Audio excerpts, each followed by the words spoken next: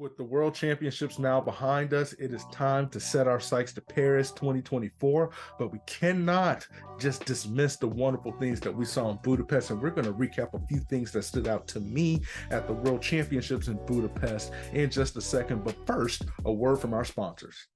Calling all runners. Are you looking to elevate your running? Would you like the opportunity to be coached by some of the best minds in the sport today, as well as elite marathoners and Olympic athletes? Look no further than Next Best Run. They're committed to helping you achieve your running goals. The company was founded by two-time Olympian and elite marathoner Kim Connolly, as well as her husband and longtime coach, Drew Wardenberg. They've assembled a dynamic coaching roster that wants to help you reach your full potential in running, regardless of if you've never run before or if you've been running for your entire life.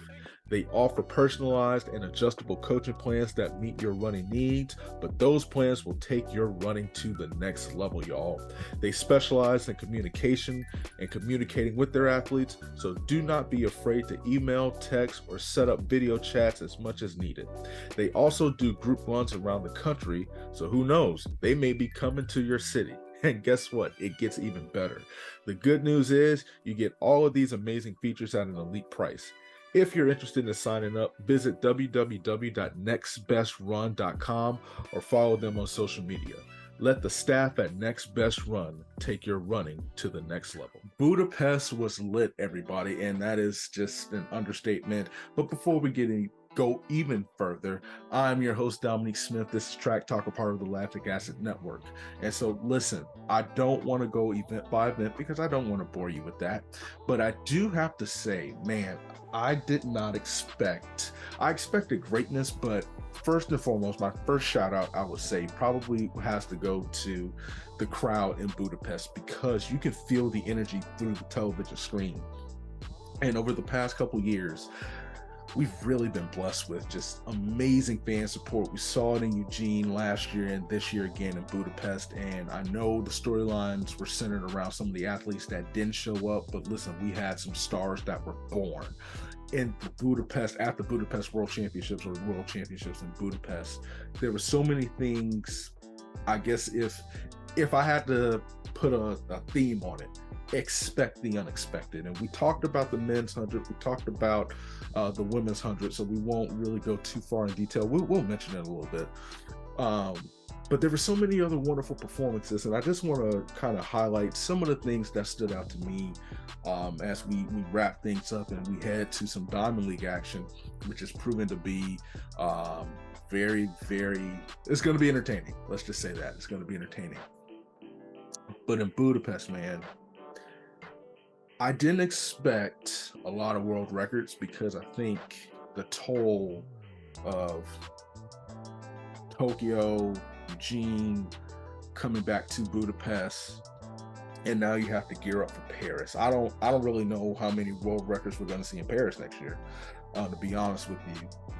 But what we did see was just some phenomenal performances by athletes maybe you didn't think would show up, or you didn't think had a chance.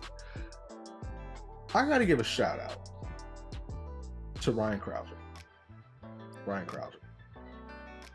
Ryan Krauser in the shot put, blood clots in his legs, comes out and throws a championship record to win the shot put again.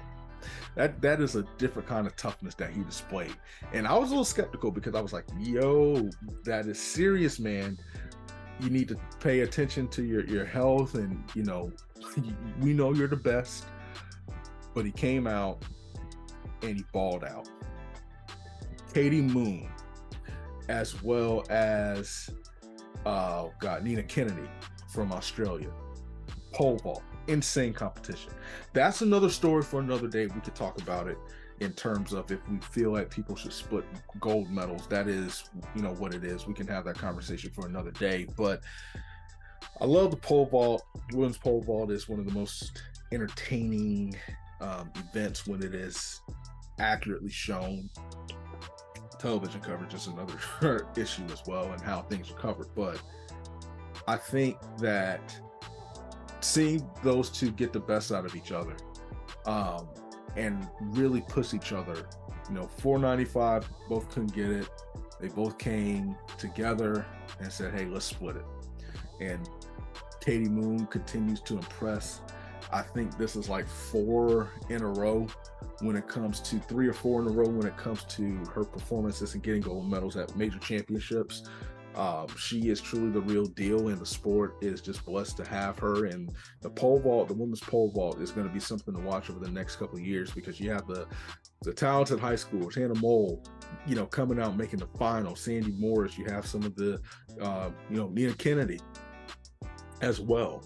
So it's really shaping up to be a fun competition over the next 5 to 10 years when you look at the talent that is there. And so that was something that impressed me. Obviously, Mondo Duplantis, what can you say about him, essentially? His greatness is unmatched. It's that Ryan Krauser level. Even though Mondo did lose earlier this year, but when it counted the most, he showed up. The distance races, man, Hassan, I thought it was insane that she went for all those events. Tragic ending in the 10K. She's running, she's looking to take the lead, falls down, finishes 11th, but comes back strong in the 5K as well. That's the 1500. That was one of the most insane heats ever. So you got to give mad love and respect to that. Josh Kerr taking on Jakob and beating him. And then Jakob obviously winning the 5K, the men's 5K. Josh Kerr, shout out to you, brother. Listen, that's the second time in 2 championships that someone from Great Britain has beaten Jakob in the 15. And so that was great to see. And like I said, I don't want to go too far in detail, because we will break it down, and we will get a chance to talk to some of these athletes. I'll be at the Prefontaine Classic, so you already know we're going to talk to some of those athletes, and I want them to give their perspective, especially now that the championships, they'll have some time to kind of reflect a little bit. There were 4 things that stood out to me that made me say, yo, wow. Number 1, Femke Bol. I thought she was going to break the world record, but she ran a hell of a race. A great time, respectable time. She is amazing. And remember, she fell in the mixed 4x4, which allowed Alexis Holmes of Team USA. She was charging hard, but that just made it even easier for her. So USA took home the world record in the mixed 4x4. But Femke Bol said, I want my revenge, and she got it, because she not only won the women's 400-meter hurdles, she ran one of the most insane legs that I've seen in a while. I don't know where the Netherlands, was. They were in 3rd, but as far as how many meters off, Jamaica had that thing in the bag, and she ran 48.4 to take home the win in impressive fashion. She would not be denied. I love Femke Bol. She is great for the sport. She is really, really pushing boundaries, and I would love to see her and Sid go at it. Femke, obviously at a different level. Sid, being who Sid is, I think they could push each other to something great. And I think that day is coming. Obviously not this season, but hopefully next season. You never know. I think Sid will probably want to go and be a member of the 400, because she didn't get that opportunity this year, but we don't know. But I did find Femke Bol's performance impressive. I thought it was unique. I thought it was great. Second thing that stood out to me, Jamaica and Team USA in the sprints. Sha'Carri Richardson, you got to give her flowers. She showed up lane 9, had a rough draw in the 200 as well, based on her semifinal performance, was in the waiting area in the 100 meters women's 100, and then in the 200, she finished second in her heat behind Sharika Jackson, which was crazy to me that they were in the same heat in the semifinals. both in the 100 and the 200. But Sharika displayed her dominance, and I think that world record is going to be closer. I don't know if she breaks it this year. Same thing with Noah Lyles. I know Noah Lyles is going to go for it as well as Sharika Jackson. They were supposed to run in Zurich, but I do know that they are not doing that now. Based on what I saw, Noah still might. I have to double check, but I did read something today that suggests maybe Sharika isn't. If she is, then that reading is false, and forgive me for any misinformation, because that's not the intention of this platform. But regardless, I would love to see her do it at Prefontaine in Eugene, because the crowd's going to be behind her, and I think Noah can run something special too. But it was amazing to see Sharika display her dominance in the 200, maintain composure, maintain focus. Sha'Carri in the 100, that was great to see. Mommy Rocket, Shelly Ann Fraser-Price, getting another medal. How cool is that to add to her legacy? But I think sometimes in athletics and in sports, we look for these rivalries, we look for these storylines. It was really cool to see the camaraderie that all of them have and that they continue to have. And it was something unique from the standpoint of the love and respect that these athletes have as athletes, but as people. Because sometimes you kind of forget that. But they put on for the sprints. They put on. Jamaica had a good day. Jamaica had a good meet, in my opinion. Jamaica had a good meet. I'm so sad what happened to Hibbert, because I really thought he was going to win the triple jump. I think that was a hot take that I had, that he was going to win, and he was in position to win. He was sitting top of the leaderboard, and I hope he gets better soon. But I do think the both of them, what they were able to display on the track, the greatness of sprinting of Sha'Carri, and how they're able to push each other, I thought that was really cool. I really did think that that was cool, and it was just good to see. You know, it was good for the sport. They lined up, they raced. It was amazing. I want to talk a little bit about a couple more things that stood out to me. We talked about Jamaica, we talked about Femke Bol, the dominance that they displayed. And it was really unique to see it in the sprints and obviously in the relays as well. Something else that stood out to me, I don't want to say I didn't expect it, but I was happy to see it, is the men's 400 meter hurdles.